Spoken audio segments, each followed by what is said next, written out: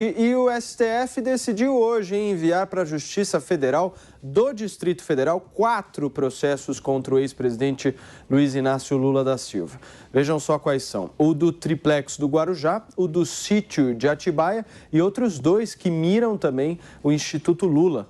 Com isso, as ações serão analisadas por um juiz federal de Brasília. Na semana passada, o STF já havia confirmado por 8-3 a decisão do ministro Fachin de declarar a incompetência territorial da Justiça Federal do Paraná para processar Lula, o que na prática anulou as condenações do petista.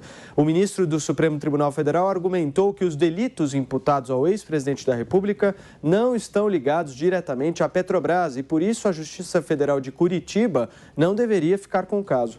Votaram a favor da transferência das ações para o Distrito Federal os ministros Fachin, Luiz Roberto Barroso, Rosa Weber, Dias Toffoli, Carmen Lúcia e Gilmar Mendes. Alexandre de Moraes e Ricardo Lewandowski defenderam a remessa dos processos para São Paulo. Os ministros Cássio Nunes Marques, Marco Aurélio Mello e Luiz Fux não entraram no debate, pois mantiveram a posição de que os processos deveriam ficar na Justiça Federal do Paraná.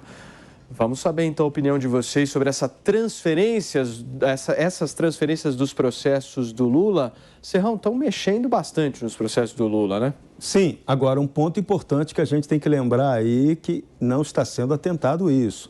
Apenas o jurista Jorge Beja, lá do Rio de Janeiro, chamou a atenção para isso.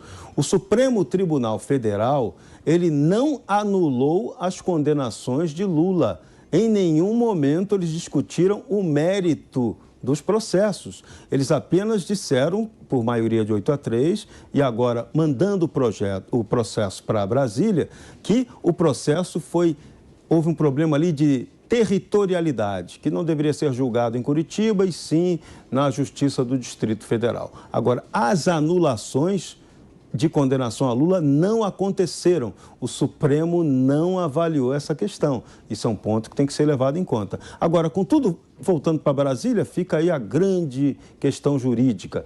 Todas as provas obtidas anteriormente de maneira legal, que foram reconhecidas pela primeira, segunda e terceira instância da Justiça, elas vão ser consideradas ou não? Vai ter que começar tudo realmente de novo ou não? Só por retornar a Brasília por uma questão de territorialidade. Então, esse é o grande caso. Agora, uma coisa é certa, talvez Lula não acabe perdoado nesses processos, mas vários crimes podem prescrever pelo tempo. O tempo vai passar e o infrator será beneficiado. Esse é o ponto grave. Agora, vocês sabem que eu estou escrevendo um artigo para o site da Jovem Pan no domingo, em que eu faço uma análise do quadro atual dos ministros do Supremo. Nós temos dos 11, 7 indicações petistas, né? Ampla maioria petista. Só que, meu caro Serrão, tem pouca gente se atentando para isso. Em 2023, se o Lula ganhar a eleição, ele indica 2 ministros. Porque vão sair o Lewandowski e a Rosa Weber vão se aposentar em 2023. Se não for o Lula o presidente, cai para 5 as indicações petistas. É óbvio que não é Ctrl-C, Ctrl-V, os ministros que são indicados pelos petistas não votam a favor dos petistas. Mas tem um certo diálogo a mais de quem indica os ministros do Supremo Tribunal Federal. Não tem, não? Constantino, você acha que o candidato à presidência da República da maioria dos ministros é o Lula ou não é? Não, olha só, Paulo, isso aí mostra quem é verdadeiramente suspeito nessa história. Não é o ex-ministro, o ex-juiz, ex-ministro Moro, né? Mas sim os próprios ministros do Supremo.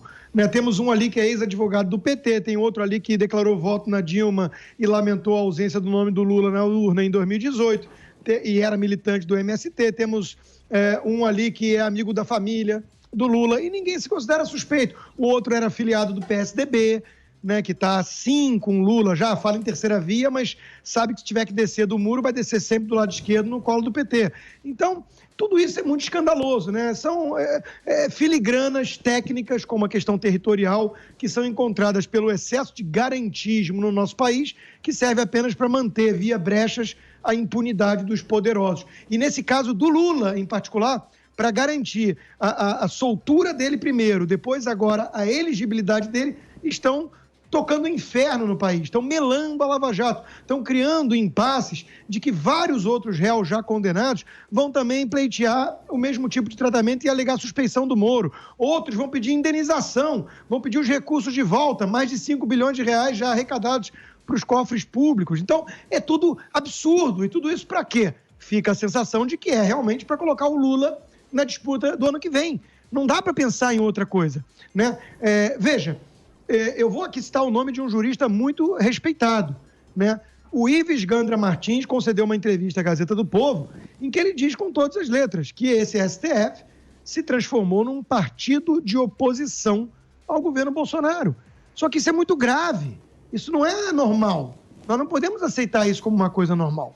Então, o que estamos vendo aqui é muito preocupante, né? E de novo, com essa composição e da forma que os ministros são escolhidos e passam, teoricamente, por uma sabatina no Senado. Mas na época do Lula, a gente sabe que o Senado estava sob mensalão e petrolão. Então, como é que tem credibilidade? Como é que dá para confiar? Não dá, né?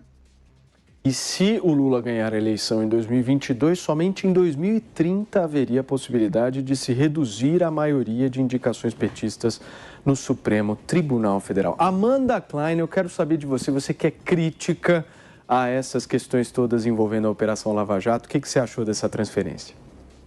Primeiro, eu gostei de saber que você está escrevendo um artigo, Paulo. Acho que daqui a pouco você pode ser comentarista do 3 em 1. Todos os domingos. Todos os domingos estamos aqui com artigos no site da Jovem Pan. Ah, que maravilha. Então, eu vou entrar todos os domingos para ver que você mande no nosso grupo de WhatsApp, querido. por favor. Muito obrigado. Olha, Paulo, eu não necessariamente concordo, porque eu preciso lembrar que, por exemplo, o Joaquim Barbosa, que foi relator do Mensalão, um relator muito duro, foi indicado pelo ex-presidente Lula, né, e votou a favor das condenações no Mensalão. O Luiz Fux, que hoje é presidente do Supremo Tribunal Federal, disse que ia matar no peito e votou a favor da punição da condenação do Zé Dirceu. Então, assim, você tem milhões de casos. A própria Carmen Lúcia, também indicação do PT. Agora ela mudou o voto, mas ela costumava dar votos muito favoráveis à Lava Jato. Então, essas coisas não necessariamente, principalmente depois de um tempo, a gente vê o Nunes Marques, que foi indicado pelo Bolsonaro e deu vários votos que agradaram o governo. Muitos ministros do Supremo ficaram incomodados nos bastidores, disseram, parece que ele está pagando a fatura, né? Está quitando uma conta com o presidente Bolsonaro, mas talvez depois de um tempo isso pare, isso amenize. Enfim, eu não acho que necessariamente essa máxima seja verdadeira. Como os ministros do Supremo ficam até os 75 anos, eles têm independência para exercer aí o seu julgamento com competência. Mas voltando à questão que está sendo decidida agora, neste momento, pelo Supremo Tribunal Federal, que eu acho que é de suma importância, e há dois aspectos, a gente precisa analisar o político e o jurídico. Primeiro, sob aspecto jurídico, né? Se o Pleno do Supremo Tribunal Federal referendar a decisão da segunda turma, né, de arguir, de aprovar, de decretar suspeição do juiz Sérgio Moro, ou seja, dizer que o juiz Sérgio Moro foi um juiz parcial para julgar o ex-presidente Lula, você tem um efeito muito mais amplo, porque não só ele perde a competência, a vara de Curitiba perde a competência, como esses processos voltam para a estaca zero, ou seja, toda aquela parte probatória e decisória, todas as provas são anuladas, elas ficam contaminadas, porque elas foram feitas por um juiz parcial. Então, a chance de prescrição é enorme, porque o Lula tem mais de 70 anos e a prescrição cai pela metade, e você tem um alcance, uma amplitude muito maior da decisão. E o segundo aspecto é o político, porque se o Lula realmente for candidato em 2022, ele pode sempre levantar essa bandeira de que foi perseguido injustamente pelo juiz Sérgio Moro. De alguma forma, isso dá aval, referenda aquela bandeira que ele sempre levantou, sempre empunhou, dizendo que ele tinha sido perseguido. Então, isso tem a chancela ali, o carimbo do Supremo Tribunal Federal, tem um efeito para o discurso político dele. Até agora, 3 ministros, Gilmar Mendes, o Cássio Nunes e o Alexandre de Moraes, já votaram a favor de manter o julgamento da segunda turma. Agora, os outros ministros do Pleno precisam decidir se eles vão manter esse julgamento, né, que foi vencido na segunda turma pela suspeição do Moro por 3-2, ou se não, ou se eles vão julgar que quando o Fachin tomou aquela decisão de anular as condenações por falta de competência da vara de Curitiba, esses HCs que pediam a suspeição do Moro teriam ficado prejudicados, né? Eles teriam perdido o foco, o objeto. Então, é sobre isso que o Pleno está se debruçando neste momento. Então, Amanda Klein, Jorge Serrão, pega e toca num ponto importante, né? Que não é automático. Esses ministros foram indicados pelo PT, não necessariamente vão votar de acordo com o que o PT quer. Mas eu queria inserir na nossa discussão aqui, acho que um ponto importante. Se a gente for analisar, por exemplo, um Cássio Nunes Marques, não tem um diálogo aberto como tem um Lula com um Ricardo Lewandowski, como tem um Fernando Henrique Cardoso com um Gilmar Mendes. Afinal de contas, não foi ele que indicou. Essa abertura de portas, né, esse diálogo que existe, não é importante? É o sistema brasileiro, né? Também a gente não pode ficar, enfim, tecendo muitas críticas, porque é o jogo, é o game, né? O game está aí, as regras estão aí impostas. Mas você cria um laço, né, entre o presidente da República e o seu ministro, inevitavelmente, ou não? Cria, exatamente. E é esse modelo que nós precisamos para a sociedade brasileira e rediscuti-lo. É um ótimo momento para o Legislativo repensar a indicação de ministros do Supremo politicamente. A gente tem que pensar um novo modelo. O nosso jurista Modesto Carvalhosa já apresentou a sugestão de mandato de 8 anos para ministro do Supremo e uma maneira diferente de indicá-los em vez da indicação política de hoje. Agora, sobre o caso Lula, sobre a suspeição de Sérgio Moro, ela é absolutamente absurda. Isso não deveria ser apreciado nem pelo Supremo. É uma questão gravíssima. O caso da Lava Jato, o caso Lula, passou por revisão do Tribunal Regional Federal da 4ª Região e também pelo Superior Tribunal de Justiça. Então, se você disser que Sérgio Moro agora é suspeito, você está desconsiderando o TRF4 e o STJ. Então, o Supremo estará atropelando o judiciário brasileiro se decidir pela suspeição do Sérgio Moro. Constantino, você acha que essa suspeição vai acontecer? Infelizmente, eu gostaria muito de crer que não, né? Mas a gente tem que ser realista na análise aqui. E tudo leva a crer que sim. E por quê? Porque eu discordo totalmente desse ponto da Amanda. Em teoria, né? O fato de ter indicado pode não representar um elo. Na prática, nós estamos falando de um que era advogado do PT. Nós estamos falando de outro que é amigo da família do Lula, né? E isso para ficar apenas nas coisas conhecidas. Eu não tenho certeza absoluta de dizer que não há nenhum tipo de contrapartida ou de rabo preso para quem é indicado, porque a gente sabe que o processo é político. A gente sabe que, acima de tudo, é político. A Amanda gosta de mencionar muito o Joaquim Barbosa, que foi relator do Mensalão, mas o Joaquim foi o único escolhido pelos motivos errados, né? O Lula, isso foi revelado pelo próprio Frei Beto, o Lula queria alguém negro. Ele escolheu pela cor da pele, não conhecia muitas alternativas. O Frei Beto mencionou o caso do Joaquim Barbosa e ele foi escolhido. E deu no que deu, né? Ainda bem que ele era realmente independente nesse caso. Depois ele acabou, enfim, correndo do Supremo. Além disso, nós temos que lembrar que tem que ter notório saber jurídico, reputação ilibada. O Toffoli fracassou 2 tentativas de se tornar juiz, né? Então, tudo isso é muito suspeito, ainda mais quando se trata do PT, que a gente sabe do que é capaz, que é uma quadrilha, que, enfim. E outra coisa que chama atenção aqui é o duplo padrão. Os mesmos que dizem, não, o fato de ter indicado não necessariamente quer dizer nenhum tipo de contrapartida, são os mesmos que agora falam, o Nunes Marques, o ministro Cássio, vota de acordo com o Bolsonaro, né? É o ministro do Bolsonaro. Então é um baita duplo padrão. Amanda Klein, para a gente fechar. Desculpa, eu estava até conversando com outro jurista, porque ele estava me falando sobre o voto do Barroso, que ele está votando agora.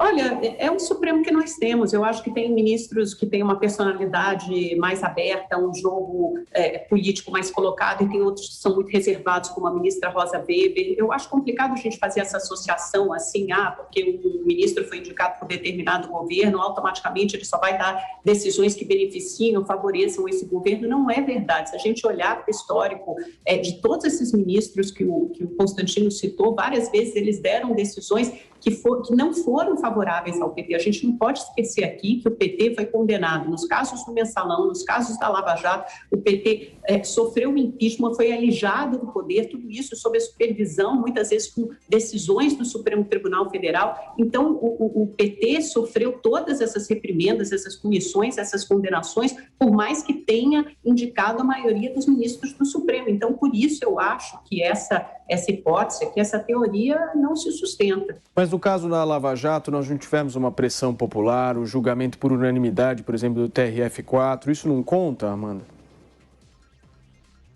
Claro que conta, mas a Justiça, o Supremo Tribunal Federal é contra-majoritário por natureza, né? Ele é um outro poder, ele não é um poder que atende aos anseios, à pressão popular.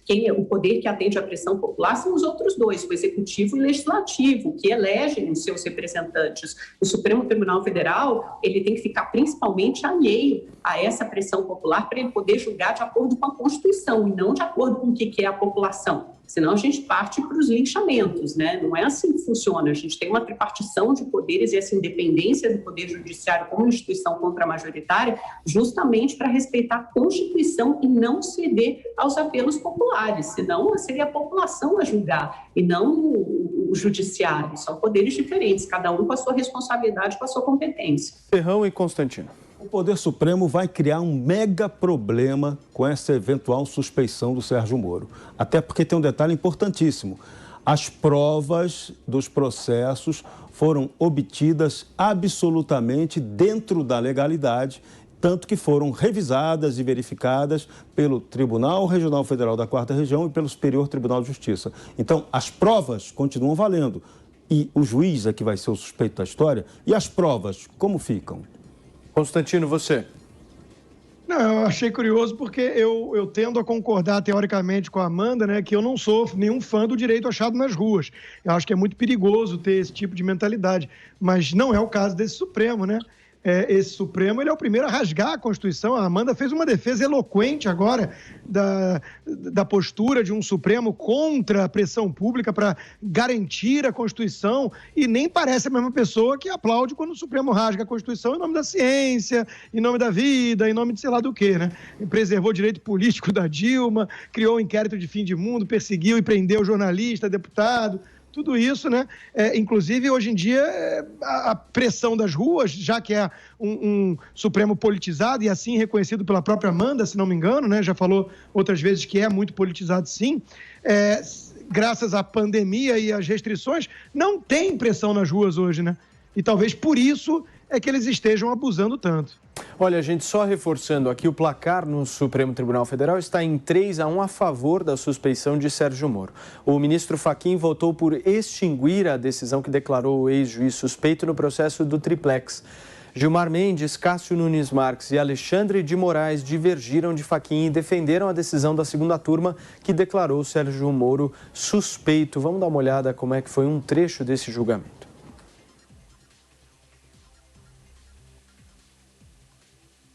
Ele adotou essa prática, as queixas se multiplicaram contra essa transmissão decisão. Da TV Justiça que a gente está acompanhando, a fala agora é do ministro Luiz Roberto Barroso. Produto de crime é prova ilícita e sua utilização, sobretudo para fins de sanção a quem quer que seja, é expressamente vedada pela Constituição. Ademais, trata-se de material sem autenticidade comprovada. Aliás, na única vez que um desses hackeadores se referiu a mim, disse que eu orientava os procuradores dos processos da Lava Jato. Jamais, em tempo algum, isso aconteceu. É simplesmente falso. É a prática contemporânea das Muito bem, a fake gente news. segue aqui ao vivo no 3 em 1 acompanhando esse julgamento.